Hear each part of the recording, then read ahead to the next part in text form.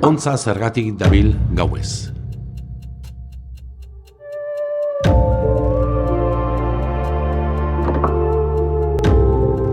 Alabazan edo ez bazan, entzun dadila naiz irratian. Historio ederrau niretzat.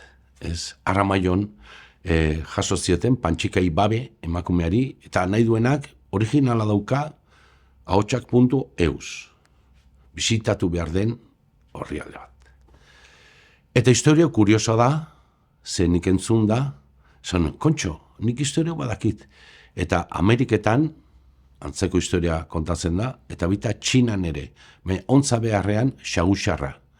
Eta ulertuko duzu zergatik halako antzekotasuna baduten. Historia honetan kontatzen da hasieran ontzak ez daukala lumarik eta zerre, eta biltzen zen beti hotzak, eta itxusi, eta lotxamaten zion, eta beti kejaka, begira beste txoriak, eta bedena zen luma ederrak dituzten, eta ni hemen, lumai gabe, halako, imaginatu, biltzen zarela kaletik, biluzik, eta munduztiak kriston soineko dotoreak, eta ez?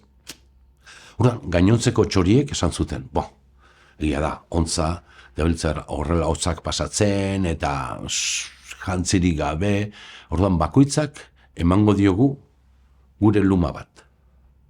Eta alaxe, bakoitzak eman zion bere luma bat. Eta orduan ontza ikusten zenuen ederra, baina ederragoa. Baina, bakizu ze gertatzen zaion jendeari batzutan, arrotasunetik arrokeriara pasatzen dela. Eta hor ibiltzen zen ontza, gora eta bera beste iparra egiten begira zuek, alako luma sistrin batzuekin begira ni zeder nagoen nire luma koloretxo bekin, eta egan egiten zuenean han ikusten zen, hortzadarra esaten zuten, atea zen zela. Eta orduan gainontzeko txoriak, asarretu ziren, pixkat ondo, baina asarretu ziren berarekin, eta kondenatu zuten beti gauez ibiltzera. Eta horregatik ontzak gauez ibiltzen dira itzaletan. Eta jakiteko hor dagoela, bera handagoela basoaren txoko batean, edo halako teilatu baten azpian, edo nunbaite oiu egiten du,